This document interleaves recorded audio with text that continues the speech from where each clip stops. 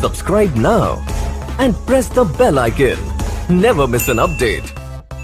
Hello everyone, welcome back to DK education academy. तो बच्चों कैसे हो आप लोग? आई होप सभी अच्छे हो गए अपने अपने घरों में। तो बेटा आज हमें करना है chapter 7 triangles, class 9th mathematics. तो नया चैप्टर है बिल्कुल, और चैप्टर को स्टार्ट करने से पहले मैं एक सजेशन देना चाहता हूँ आपको। वो ये कि इस चैप्टर को करने से पहले आप लोगों ने अगर चैप्टर 6 यानी कि लाइन्स एंड एंगल्स नहीं करा है तो पहले आप चैप्टर 6 कर लें, देन उसके बाद ये चैप्टर करें, क्योंकि बच्चे इस चैप्टर में चैप्टर 6 का पूरा यूज़ देखोगे आप, ठीक है ना। तो चलो देखते हैं। तो बेटा जो हमें आज इसमें टॉपिक करना है वो है इंट्रोडक्शन ऑफ एक्सरसाइज 7.1, है ना। तो इंट्रोडक्शन ऑफ एक्सरसाइज 7.1 में जो पहला टॉपिक है वो है कॉन्ग्रुएंस ऑफ ट्राइंगल्स। अब ये कॉन्ग्रुएंस का मीनिंग क्या होता है इस चीज़ को समझेंगे, और फिर थोड़ा डिटेल में भी देखते हैं इसको। अब देखिए, कॉन्ग्रुएंस मतलब है कॉन्ग्रुएंट, है ना। यानी कि जो वर्ड लिया है कॉन्ग्रुएंस, ये कॉन्ग्रुएंट वर्ड से लिया गया है, और इसका मीनिंग मैं आपको बताता हूँ। पहले मैं आपको थोड़ा सा हिंदी में बताता हूँ। देखो, वैसे तो हिंदी में अगर गलत भी लिखा हो तो आप समझ जाना। ये मैंने लिखा है सर्वांग सम, ठीक है। अगर मैं इसको थोड़ा सा ब्रेक करके लिखूं तो सर्व प्लस अंग प्लस सम, कुछ इस तरीके से लिख सकता हूँ मैं इसको। बिल्कुल लिख सकते हैं यार, इतनी हिंदी तो सबने ही पढ़ी होगी, मेरे को भी थोड़ी बहुत ही आती है। तो सर्वांग सम मतलब सर्व प्लस अंग प्लस सम, है ना। तो सर्व मतलब क्या होता है? सर्व मतलब होता है सारे, ठीक है। अंग मतलब अंग, और सम मतलब समान। यानी कि कहने का मतलब ये है कि कोई भी ऐसी चीज़, कोई भी ऐसी थिंग, कोई भी ऐसी फिगर जिसके सारे अंग समान हो उसको सर्वांग सम कहते हैं, ठीक है बच्चों। जिसके सारे अंग समान हो उसको सर्वांग सम कहते हैं। चलिए ठीक है, आगे की बात करते हैं। मैं इसको रफ कर देता हूँ और देखते हैं फिर आगे। तो बच्चों देखो, कॉन्ग्रुएंट मतलब मैंने बता दिया कॉन्ग्रुएंस मतलब क्या होता है। अब इसके बाद है ऑफ ट्राइंगल्स। तो ट्राइंगल्स बताने की तो ज़रूरत है नहीं, आप जानते हो ट्राइंगल्स किसे कहते हैं। जैसे कि जिसमें सबसे पहले कोई भी close figure which have 3 side, है ना, जिसमें कि 3 साइड हो। यानी कि ए बी सी, ये क्लोज फिगर है और इसमें 3 साइड हैं, 1 2 3, है ना। तो ये क्या होती है बेटा? साइड्स होती हैं। ये ए बी सी क्या है? एंगल्स हो गए, है ना। और इन ए बी सी को क्या कहते हैं? पॉइंट्स जो ए बी सी है इनको वर्टिसेस कहते हैं, वर्टिसेस ऑफ ट्राइंगल्स, यानी कि वर्टेक्स, ठीक है। तो ट्राइंगल्स के बारे में आप जानते हैं बहुत अच्छे से, ऑलरेडी आपने पढ़ भी रखा है कितने टाइप्स के ट्राइंगल्स होते हैं, ये सब भी, एंड सो ऑन। तो जैसे कि फिर भी बात करें तो स्केलियन ट्राइंगल होता है, ठीक है। इसके बाद आइसोसेलेस ट्राइंगल है, इक्विलेटरल ट्राइंगल है, देन राइट एंगल ट्राइंगल है ना। तो ये सारी चीज़ें हैं। अब कॉन्ग्रुएंस ऑफ ट्राइंगल यानी कि ट्राइंगल्स में हम कॉन्ग्रुएंसी को पढ़ने वाले हैं, ठीक है बच्चों। ट्राइंगल्स में हम कॉन्ग्रुएंसी को पढ़ने वाले हैं। अब ट्राइंगल्स में कॉन्ग्रुएंसी पढ़ने से पहले एक बार और कॉन्ग्रुएंस को थोड़ा सा समझने की कोशिश करते हैं, फिर आगे चलते हैं। जैसे कि लेट्स सपोज ये एक सर्कल है और ये भी एक सर्कल है, ठीक है। अब ये दोनों सर्कल कॉन्ग्रुएंट है या नहीं है? हाँ, तो बच्चों हम बात कर रहे थे 2 सर्कल है ना। तो ये 2 सर्कल आपस में कॉन्ग्रुएंट है या नहीं, इसकी बात कर रहे थे। तो 2 सर्कल अगर कॉन्ग्रुएंट हैं तो हमें थोड़ा सा पता होना चाहिए। जैसे कि मैंने बता भी दिया, कॉन्ग्रुएंट मतलब जैसे कि मैंने हिंदी में बताया, सर्वांग समान, यानी कि सारे अंग समान, जिसके सारे पार्ट्स इक्वल हो उसको कॉन्ग्रुएंट कहते हैं। या फिर हम दूसरे शब्दों में अगर बात करें तो एक तो हम ये कह सकते हैं कि दोनों शेप सेम होनी चाहिए, है ना। यानी कि 2 शेप सेम होनी चाहिए। दोनों शेप कैसी होनी चाहिए बेटा? सेम होनी चाहिए, और इक्वल एरिया होना चाहिए, और दूसरा इक्वल एरिया होना चाहिए, तो उसको कॉन्ग्रुएंट कहते हैं। जैसे कि फॉर एग्जांपल, अगर मान लो कि ये फिगर ना होके ये वाली होती, ये एक स्क्वायर है, ये एक सर्कल है, अगर मैं इन दोनों के बीच में कॉन्ग्रुएंसी देखता तो आप छुट्टे ही मना कर देते हैं कि सर ये कॉन्ग्रुएंट नहीं है ना, क्योंकि ये शेप ही सेम नहीं है ना। तो पहली कंडीशन क्या है कि दोनों सेम शेप हो, फिर इक्वल एरिया हो। तो ये तो भैया सेम शेप है ही नहीं, तो इसको तो हटा ही देते हैं, है ना। अच्छा, इन दोनों सर्कल की बात करें तो मे बी ये कॉन्ग्रुएंट हो, मे बी हो और may be not. May be इसलिए बोल रहा हूं क्योंकि सेम शेप तो है, लेकिन इनका एरिया इक्वल है या नहीं है, इस बात की क्या गारंटी है। तो बेटा अगर इनकी रेडियस सेम है, अगर इनकी रेडियस सेम है, तो रेडियस सेम है तो इसका मतलब इनका एरिया भी सेम होगा, है ना। तो ये बात मैं कह सकता हूं कि अगर मैं इसकी रेडियस को 5 मान लूं, 5 सेंटीमीटर, और इसकी रेडियस को भी 5 सेंटीमीटर मान लूं, तो मैं कह सकता हूं कि ये दोनों के दोनों सर्कल क्या है, कॉन्ग्रुएंट। और ये बेटा सिंबल होता है कॉन्ग्रुएंसी का, ठीक है ना। It is a symbol of congruency. तो आई एम श्योर आपको बात समझ में आई होगी। सिमिलरली एक बात और बताता हूं, जैसे कि ये एक स्क्वायर है और ये भी एक स्क्वायर है, ठीक है, और एक थोड़ा सा इनसे बड़ा स्क्वायर ले लेते हैं। अच्छा, स्क्वायर ही समझना है इसको आप, अगर थोड़ा सा उल्टा सीधा बनाओ तो, है ना। तो बेटा it is a square of side like 3 centimetre, और ये भी 3 सेंटीमीटर का है, और लेट्स से ये 5 सेंटीमीटर का है। तो मैं ये आपसे कहना चाहता हूं कि क्या ये दोनों स्क्वायर कॉन्ग्रुएंट है। तो बेटा आप दो चीज़ों को देखोगे कि भैया सेम शेप है, हाँ जी दोनों सेम शेप है, ये भी स्क्वायर है और ये भी स्क्वायर है। और क्या इनका एरिया इक्वल है। तो बेटा अगर इनकी साइड इक्वल है तो इनका एरिया भी इक्वल होगा। तो यस वी कैन से कि इट इज़ अ कॉन्ग्रुएंट, है ना। तो हम ये कह सकते हैं कि ये दोनों स्क्वायर आपस में कॉन्ग्रुएंट है। अगर मैं इसकी कंपैरिजन इस वाले स्क्वायर से करूं, यानी कि इन दोनों की कंपैरिजन करूं, तो आप कहोगे कि सर दोनों की शेप तो सेम है, क्योंकि ये भी एक स्क्वायर है और ये भी एक स्क्वायर है, बट क्या इनका एरिया इक्वल आएगा। नहीं, इसका एरिया अलग अलग आएगा, है ना। अच्छा, तो ये नॉट कॉन्ग्रुएंट हो गया। लेकिन क्या कोई और भी तरीका है जिससे हम पता लगा सकें। तो बेटा एक तरीका और है जो आपके स्कूल्स वगैरह में पढ़ाया जाता है। बेसिकली वो क्या है मैं आपको बताता हूँ कि कोई भी दो फिगर, लेट्स से दो फिगर, अगर हम जैसे कि ये दोनों फिगर लेते हैं, अगर मैं इस फिगर को उठाऊं यहाँ से और इसके ऊपर रखूं, तो जो पीछे वाली फिगर है वो गायब हो जानी चाहिए, यानी कि ये इसको पूरा का पूरा ओवरलैप कर लेगा। सिमिलरली सेम वे अगर मैं इसको उठा के इस पे रखूं तो ये वाली फिगर गायब हो जानी चाहिए, वो ये इसको ओवरलैप कर लेगा। तो ये दोनों कॉन्ग्रुएंट कहलाएंगे। सिमिलरली अगर मैं इसको उठा के इस पे रखूं तो ये ओवरलैप नहीं हो पाएगा, इसका कुछ पार्ट बच जाएगा। आप देखो ना, ये क्योंकि साइड 5 थी, इसकी साइड 3 थी, तो बेटा 3 थी तो मतलब 1-1 सेंटीमीटर बच जाएगी ना दोनों तरफ से। तो कहने का मतलब है कि ये तो कुछ ऐसे से आएगी, तो इतना एरिया तो बच गया इसका, तो ये ओवरलैप नहीं हुई ना, है ना। तो इसका मतलब ये हुआ कि ये नॉट कॉन्ग्रुएंट है। अगर नहीं समझ में आया तो ये देखो, चांटा नहीं दिखा रहा हूँ यार, ध्यान से देखो, ये मेरा हाथ है और ये दूसरा हाथ है, मैंने इसको इस पर रखा। अब आप देखो कि क्या मेरा पीछे वाला हाथ दिख रहा है। आप कहोगे सर नहीं दिख रहा, है ना, ओवरलैप कर लिया क्योंकि इसने इसको। और अगर मैं इसको यूं करके रोटेट कर दूं तो अब मेरा क्या पीछे वाला हाथ दिख रहा है। अब ध्यान से देखो, नहीं दिख रहा ना। तो इन दोनों फिगर्स को हम क्या कह सकते हैं, कॉन्ग्रुएंट फिगर कह सकते हैं।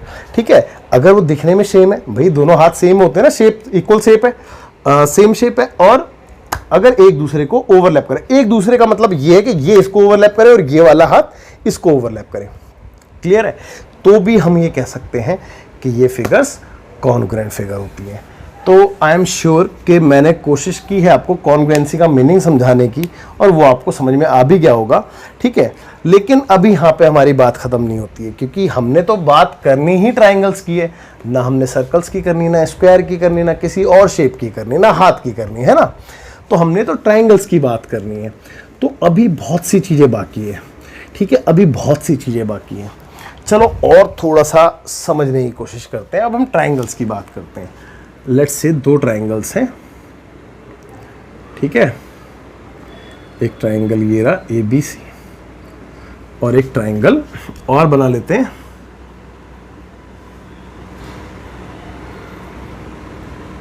ये वाला।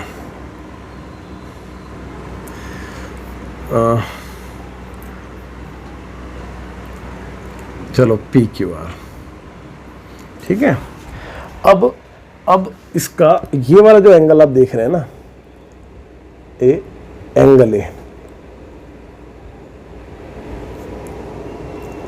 एंगल ए, ये मैं कह रहा हूँ 90 डिग्री है। ठीक है, यहाँ पे ये एंगल क्यों 90 डिग्री है। अब बात ये आती है कि क्या ये सेम शेप है, तो भैया बात आएगी ये कि हाँ भाई सेम शेप हो सकती है क्योंकि दोनों राइट एंगल ट्राइंगल है ना। अब बात ये आएगी कि क्या ये एक दूसरे को ओवरलैप कर देगी। ओवरलैप कर सकती है अगर इनकी कॉरस्पॉन्डिंग साइड सेम हुई तो। मैं बताता हूँ जैसे कि भाई यहाँ से आप शुरू कर रहे हैं ए से बी, है ना, तो Q से P पे आओगे आप, तो इसका मतलब AB जितनी भी होगी उतनी ही QP होनी चाहिए। ठीक है, अब देखो ना, ये हाइपोटेनस है इसके लिए और इसके लिए ये वाली हाइपोटेनस है। तो लेट सपोज कि अगर मैं इसको 3 ले लेता हूँ तो ये भी 3 होनी चाहिए, और इसकी हाइपोटेनस 5 ले लेता हूँ तो इसकी भी 5 होनी चाहिए, और ये 4 ले लेता हूँ तो ये भी 4 होनी चाहिए। अब ये इसको ओवरलैप कर जाएगी, क्योंकि बेटा अब देखो ना, आप खुद देखो कि अगर मैं इसको थोड़ा सा, आप बात को समझने की कोशिश करो, अगर मैं इसको थोड़ा सा चेंज करके बना दूं, जैसे कि इसको है ना, इस वाले पॉइंट को, अब देखो ना, इसको थोड़ा सा रोटेट कर दूं, ये जो फ्लैप आप देख रहे हैं इसको यूं करके रोटेट कर दिया जाए, तो आप खुद देखिए ये शेप कैसी बन जाएगी। ध्यान देना, यानी कि PR को मैंने यहाँ पे रख दिया और Q पॉइंट को ऊपर ले गया कुछ इस तरीके से, तो ये रहा Q पॉइंट और ये रहा P और ये रहा R पॉइंट, है ना। भाई मैंने इसको ओवरलैप कराया है, तो देखो PQ साइड कितनी थी, 3 थी, PR साइड कितनी थी, PR साइड 5 थी, और QR साइड कितनी थी, 4 थी। तो आई एम श्योर आपको बात समझ में आ रही होगी जो मैं कह रहा हूँ। अब इन दोनों को देखो, अब आप कहोगे कि नहीं सर, देखने में बिल्कुल सेम जैसा लग भी रहा है और ऐसा लग रहा है कि ओवरलैप भी कर जाएगा, है ना। तो ये इसको ओवरलैप कर जाएगा और ये इसको ओवरलैप कर जाएगा, तो मैं इन दोनों में कॉन्ग्रुएंसी कह सकता हूँ। तो कहने का मतलब इससे कंक्लूजन निकल के आता है, कंक्लूजन क्या निकल के आता है कि बेटा आपको बिल्कुल खिचड़ी पका के तो दे नहीं देगा, है ना, कि आप बस उठा के खा लो सीधा सीधा, तो आपको कंफ्यूज किया जाएगा क्वेश्चन में। जैसे कि आपने देखा कि इन दोनों को अगर मैं देख रहा था तो मेरे को दिखने में ऐसा लग जरूर रहा था कि शायद ये कॉन्ग्रुएंट नहीं है, बट एक्चुअल में कॉन्ग्रुएंट है, एक्चुअल में कॉन्ग्रुएंट है। तो हमने इन चीज़ों को पहचानना पड़ेगा, तो बच्चे इन चीज़ों को पहचानने के लिए अभी हम बहुत सी चीज़ें आगे सीखने वाले हैं, करने वाले हैं, लेकिन बिफोर दैट मैं आपको एक छोटी सी चीज़ और बता दूं, उसके बाद फिर मैं आपका क्या कहते हैं स्टार्ट कर दूंगा बिल्कुल ना। तो देखिए, एक ट्रायंगल ABC और एक ट्रायंगल PQR,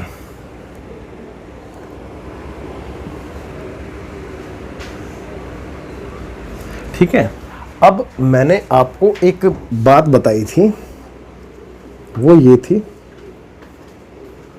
सर्वांग सम, ठीक है।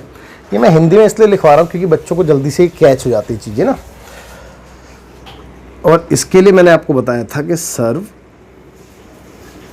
प्लस अंग प्लस सम, यानी कि सारे अंग समान, ठीक है बच्चों। जिस यानी कि कहने का मतलब ये कि जिस फिगर के सारे अंग समान हो उसको सर्वांग सम कहते हैं। सारे अंग समान का मतलब यहाँ पे कॉरस्पॉन्डिंग पार्ट से लिया गया है। अब आप कहोगे कि सर कॉरस्पॉन्डिंग पार्ट्स किसे कहते हैं, तो मैं आपको बताता हूँ कॉरस्पॉन्डिंग पार्ट्स किसे कहते हैं। देखो, कॉरस्पॉन्डिंग पार्ट्स से मेरा मतलब ये है कि लेट सपोज के 2 ट्रायंगल हैं, एक ट्रायंगल ABC है ना, जो कि कॉन्ग्रुएंट है ट्रायंगल PQR के। मैंने ये पहले से बोल दिया कि ये कॉन्ग्रुएंट है ना। अगर ये कॉन्ग्रुएंट है तो कॉन्ग्रुएंसी के लिए हमने डेफिनेशन में क्या पढ़ा है कि इसके सारे पार्ट समान होंगे, है ना, सारे पार्ट समान होंगे, लेकिन सारे कौन से बेटा, कॉरस्पॉन्डिंग पार्ट्स। तो कॉरस्पॉन्डिंग पार्ट्स कौन से होते हैं, अब ध्यान देना। देखो, इसका पहला वर्टेक्स क्या है, A, यानी कि A पे एक एंगल बन रहा होगा, तो यानी कि एंगल A किसके इक्वल होना चाहिए, इसका पहला कौन सा है, P, यानी कि एंगल P के इक्वल होना चाहिए। सिमिलरली दूसरा पार्ट है B और इसका Q, तो एंगल Q के, C R के, है ना। और भाई इसमें देखो ना क्या क्या चीजें हो सकती है। एक ट्राइंगल में क्या हो सकता है, एक ट्राइंगल में ज्यादा से ज्यादा 3 एंगल हो सकते हैं, ठीक है, देख सकते हैं आप, है ना, और 3 ही साइड हो सकते हैं, इसके अलावा कोई पार्ट ही नहीं होता ट्राइंगल में, यही पार्ट होते हैं ना। तो भैया ये हो सकता है एंड, इसकी कॉरस्पॉन्डिंग साइड यानी कि इसकी ए बी, कॉरस्पॉन्डिंग की बात करो, देखो बार बार ध्यान देना, पी क्यू, भाई इसके कॉरस्पॉन्डिंग पी क्यू तो बनेगी इस ट्राइंगल में, इसके corresponding B C, B C की बनेगी क्यू आर, और बच गई ए सी, ए सी की बनेगी पी आर। आप देख सकते हैं।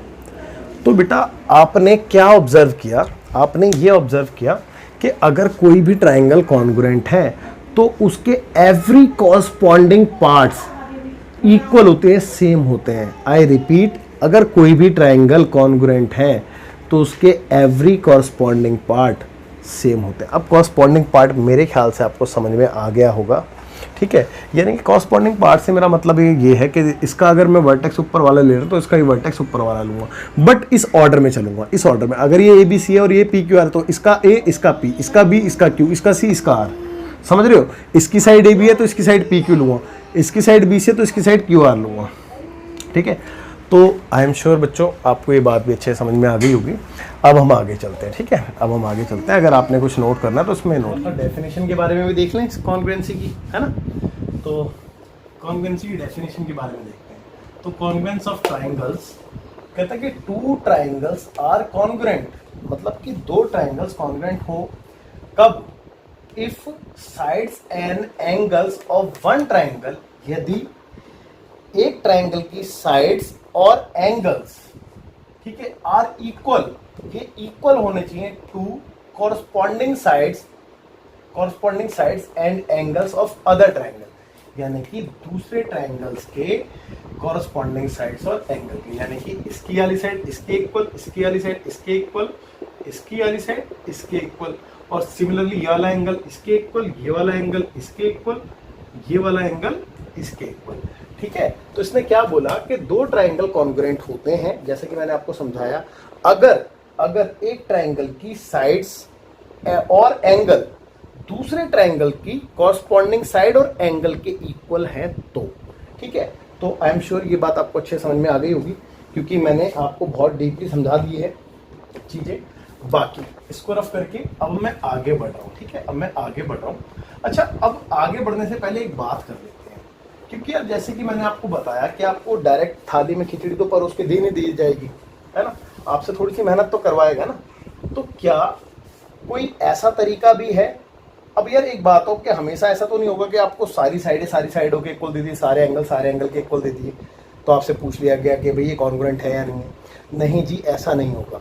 कुछ ही चीज़ें आपको लिमिटेड इन्फॉर्मेशन दी जाएगी, उसी इन्फॉर्मेशन से आपने बताना है कि ये ट्राइंगल्स कॉन्ग्रुएंट हैं या फिर नहीं है। तो उसके लिए अब हम कुछ रूल पढ़ने वाले हैं, जैसे कि SAS यानी कि साइड एंगल साइड, या फिर ASA यानी कि एंगल साइड एंगल, या फिर AAS एंगल साइड, या फिर RHS right angle hypotenuse side, ठीक है, इस तरीके से।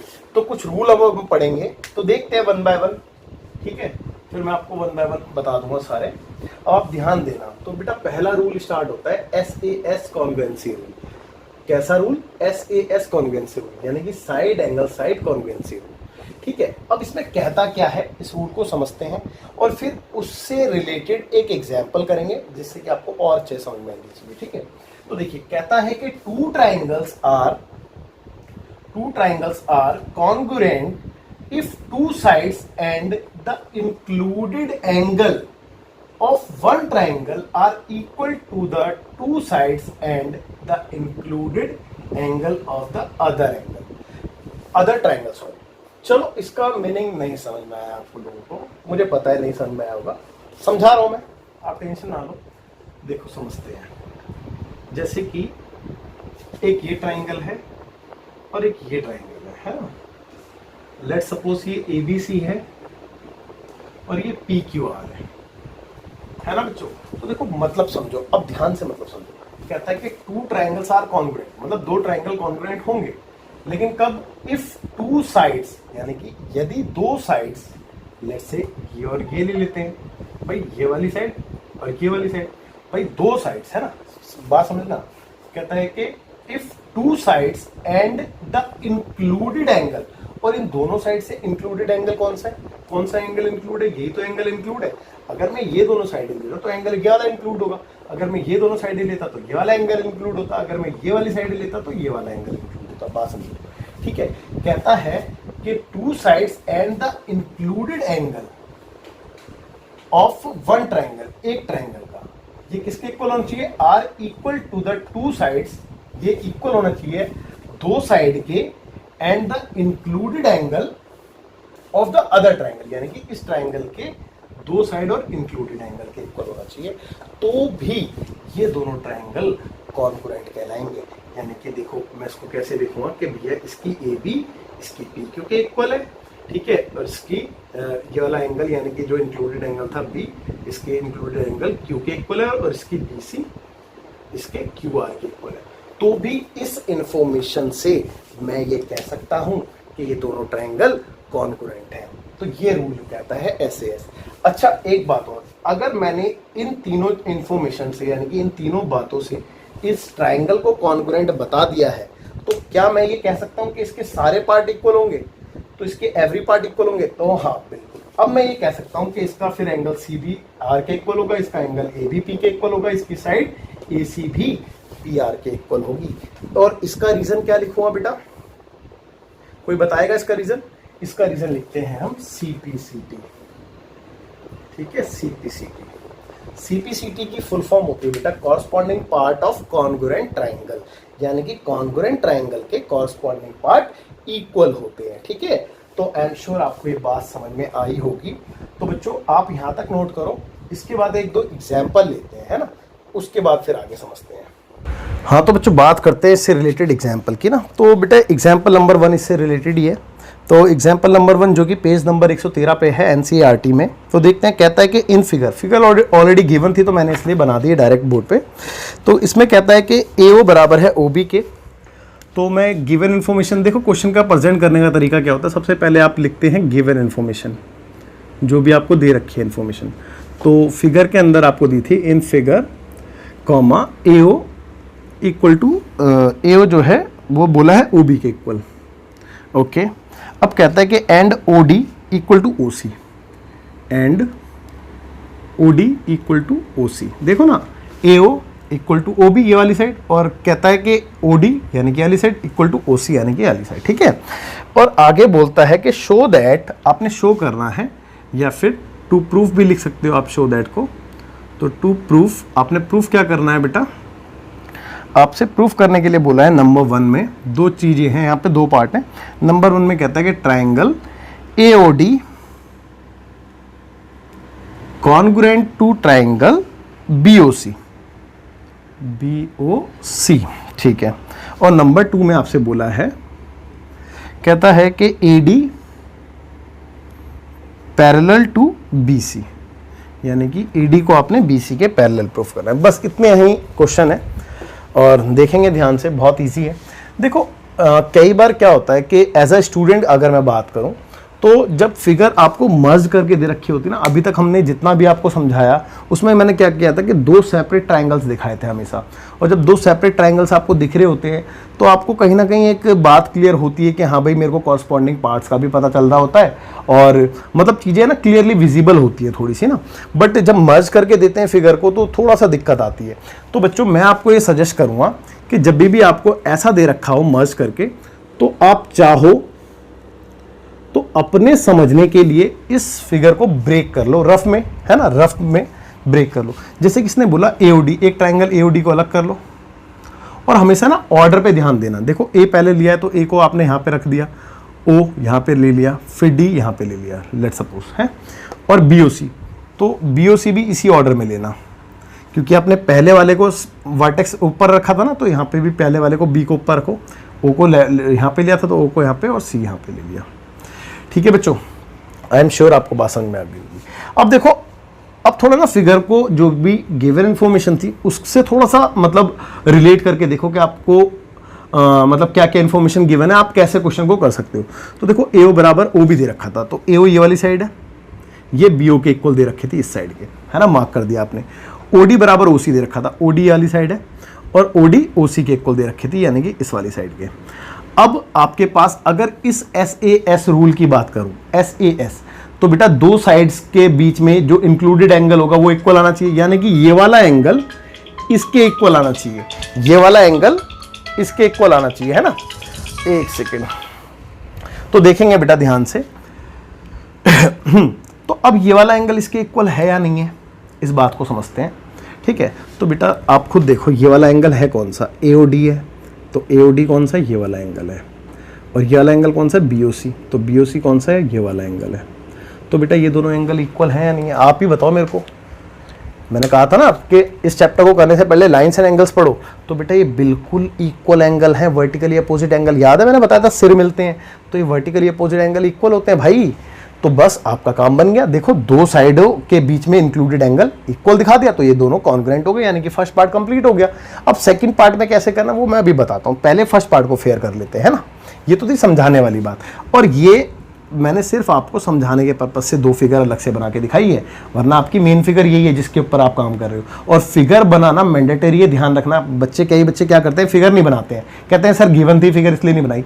भैया गिवन हो या ना हो, आप फिगर बनाओ फेयर में, बात खत्म, ठीक है।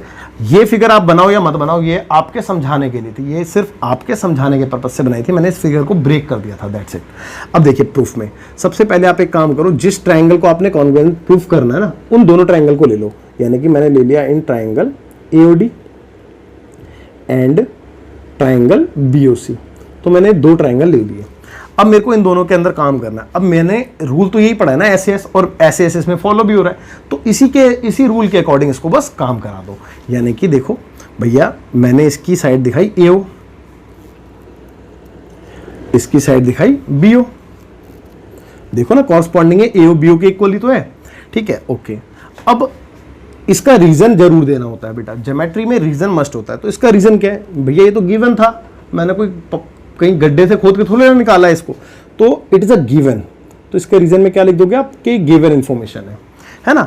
अब इसके बाद एक इंक्लूडेड एंगल चाहिए होता है आपको, तो इंक्लूडेड एंगल कौन सा है बेटा, AOD, चेक कर लो एंगल AOD, और इसके लिए कौन सा है, BOC, आप देख सकते हैं BOC। इसका रीजन क्या दोगे आप, vertically by vertically opposite angles, है ना, वर्टिकली अपोजिट एंगल, ओके। अब तीसरी साइड रह गई, तो तीसरी साइड कौन सी थी, ये वाली थी, है ना।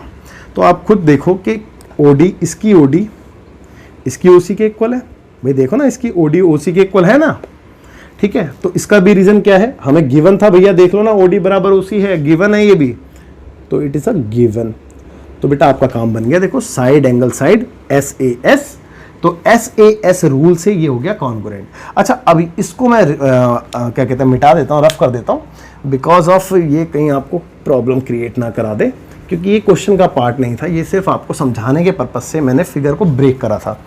तो बच्चों अब मैं इस इंफॉर्मेशन के बिहाफ पे ये कह सकता हूँ कि कॉन्ग्रुएंट है, बिल्कुल कह सकते हो। So therefore triangle AOD congruent हो गया किस ट्राइंगल के, BOC के। और रीजन लिखेंगे भैया क्यों हो गया, तो आप लिखोगे बाय कौन सा, SAS, by SAS congruency rule, यानी कि इस रूल से ये कॉन्ग्रुएंट हो गया है। आई एम श्योर आपको बात समझ में आ गई होगी। अच्छा चलो, अब ये कॉन्ग्रुएंट जब ये हो गया है, तो मैंने क्या बताया था कि जब ये कॉन्ग्रुएंट हो जाए तो इसके सारे कॉरस्पॉन्डिंग पार्ट्स इक्वल हो जाते हैं, क्योंकि कॉन्ग्रुएंट ट्राइंगल के तो सारे कॉरस्पॉन्डिंग पार्ट्स इक्वल होते हैं ना। तो क्या इसका एंगल A इसके एंगल B के इक्वल नहीं होगा, यानी कि इसका ये वाला एंगल इसके इक्वल होगा, नहीं होगा। तो मैं क्या ये लिख सकता हूं कि इसका एंगल A बराबर हो गया इसके एंगल B के। इसका भी रीजन दूंगा, इसका रीजन क्या होगा, मैंने आपको बताया था कि जब ये कॉन्ग्रुएंट हो जाए तो CPCT से सारे कॉरस्पॉन्डिंग पार्ट्स इक्वल हो जाते हैं, तो इसके रीजन में आप बाय CPCT लिख सकते हैं, ठीक है, ओके। अब लेकिन आप ध्यान दो, मैंने आपको फिर से मैं कह रहा हूं कि लाइन्स एंड एंगल्स पढ़ाया था, उसमें मैंने आपको बताया था कि अगर दो लाइनें पैरेलल होती हैं और उसको कोई एक ट्रांसवर्सल कट करती है, तो ये वाले एंगल इक्वल होते हैं, इनको कॉरस्पॉन्डिंग कह रहा हूं, ऑल्टरनेट इंटीरियर एंगल कहा जाता था, है ना, ऑल्टरनेट इंटीरियर एंगल कहा जाता था। अब आप ध्यान दो कि ये वाली लाइन और ये वाली लाइन और ये है ट्रांसवर्सल, तो ये दोनों एंगल इक्वल हैं यहाँ पे, है ना। लेकिन ये तो बेटा जेड बना रहे हैं, ये देखो ना जेड बना रहे हैं, तो इसका मतलब ऑल्टरनेट एंगल है ये तो। और ऑल्टरनेट एंगल कब बनते हैं? जब ये दोनों लाइनें पैरेलल होती हैं। तो इसका मतलब इसका सेकंड पार्ट नहीं हो गया कि दोनों लाइनें पैरेलल हो गई, ये फर्स्ट पार्ट था, तो सेकंड पार्ट ये हो गया। तो सेकंड पार्ट को हम लिख के दिखाएंगे। कैसे लिखेंगे बेटा? कि angle A and angle B are alternate interior angle, are alternate interior angles and are equal, यानी कि ऑल्टरनेट इंटीरियर एंगल है और ये इक्वल भी हैं। So therefore we can say कि इसकी ए डी बी सी के पैरेलल होगी, पैरेलल टू बी सी। तो ये था बेटा आपका यहाँ से सेकेंड पार्ट, ठीक है। तो ये हो गया आपका हैंस प्रूफ्ड। तो इसीलिए ही बच्चों मैंने आपसे बोला था कि आप इस चैप्टर को करने से पहले आपने लाइन्स एंड एंगल्स कर लेना है अच्छे से, तभी ये चैप्टर आपको अच्छे से क्लियर होगा, है ना। तो आई एम श्योर आपको फिर भी समझ में आ गया होगा ये क्वेश्चन। और अब हम आगे चलते हैं। बिफोर दैट आप वीडियो पॉज करके नोट। तो बच्चों देखते हैं एक बार एग्जाम्पल नंबर 2 ना, पेज नंबर 114 पे है ये, और क्या कहता है एक बार समझते हैं इसको, है ना। तो बेटा कहता है कि इसमें फिगर आपको गिवन नहीं है, मैंने बताया था ना फिगर कई बार आपसे बनवाएगा क्वेश्चन में, तो इसमें फिगर गिवन नहीं है क्वेश्चन में। तो कहता है कि A B is a line segment, एक ए बी है जो कि लाइन सेगमेंट है, यानी कि लेट्स सपोज ये ए बी है, लाइन सेगमेंट इसी को कहते हैं ना, ओके। अब कहता है कि A B is a line segment and line L is its perpendicular bisector, और एक लाइन एल है जो इस पे परपेंडिकुलर बाइसेक्टर है। देखो परपेंडिकुलर मतलब 90 डिग्री और बाइसेक्टर मतलब जो इसको दो इक्वल पार्ट में डिवाइड करे, यानी कि बिल्कुल इसके सेंटर से लाइन जा रही होगी कुछ इस तरीके से, है ना। और ये कौन सी लाइन है बेटा? ये लाइन एल है, ये लाइन एल है, ठीक है। अब इस आगे बोला गया है लाइन एल है ये, जो कि इस पे परपेंडिकुलर बाइसेक्टर है। अब कहता है कि if a point P lies on L, एक पॉइंट P है जो कि इस L के ऊपर लाई करता है। लेट्स सपोज यहाँ पे कोई पॉइंट P है, ठीक है। आगे लिखा है बेटा कि lies on L comma show that P is equidistant from A and B। तो आपने ये प्रूफ करना है कि जो P पॉइंट है वो इक्वल दूरी पे है A और B से, यानी कि अगर मैं इसको ज्वाइन कर दूं तो आपको इनडायरेक्टली ये दोनों साइडों को इक्वल निकालना है, इक्वल बताना है ना। तो आई एम श्योर आपको बात समझ में आ गई होगी, बट फिर भी आप देखिए ध्यान से, परपेंडिकुलर का सिंबल है, ठीक है। चलो इस पॉइंट को आप एक नाम दे दो, क्या नाम दे?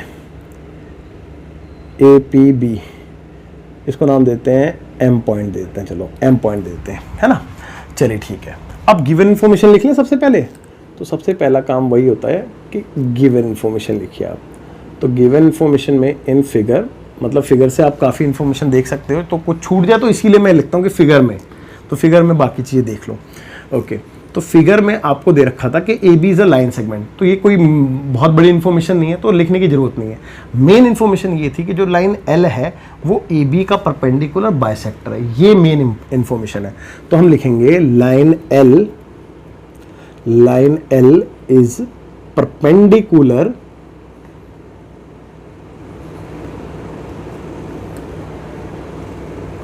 Bisector of line segment A B, है ना, of line segment A B, ठीक है। ये इंफॉर्मेशन बहुत इंपॉर्टेंट थी, ओके।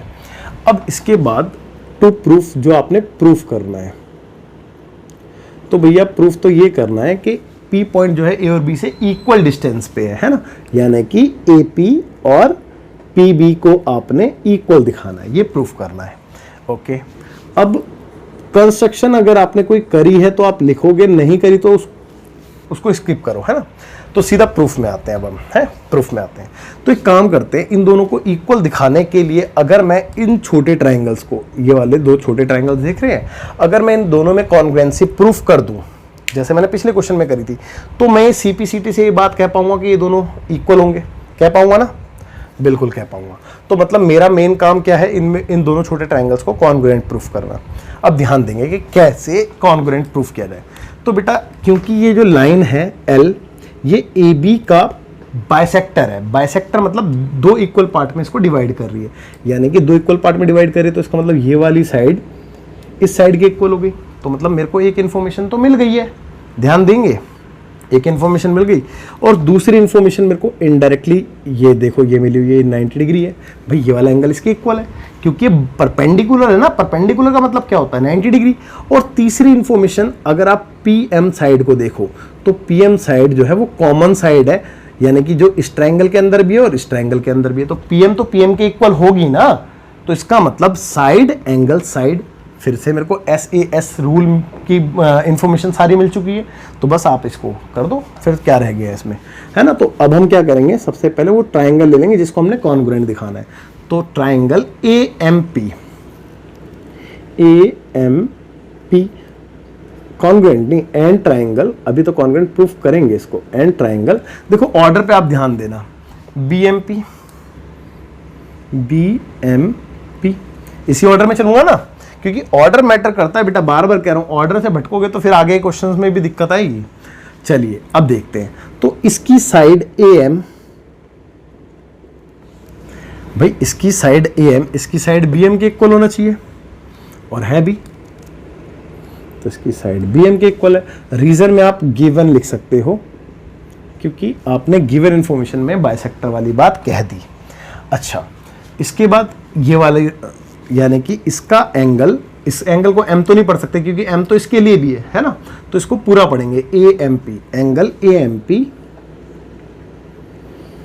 बराबर है, इसको क्या पढ़ेंगे, BMP, है ना, BMP के, BMP।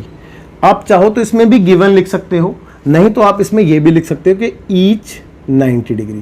भाई ये दोनों ही 90 डिग्री के इसीलिए बराबर है, और 90 डिग्री क्यों है वो गिवन में लिखा ही हुआ है, तो कोई दिक्कत नहीं है। अब तीसरी साइड PM, तीसरी साइड PM इसके PM के इक्वल है ना, क्योंकि भैया PM इसमें भी है, इस वाले ट्रायंगल में और इस वाले ट्रायंगल में है, तो PM तो PM के इक्वल ही है।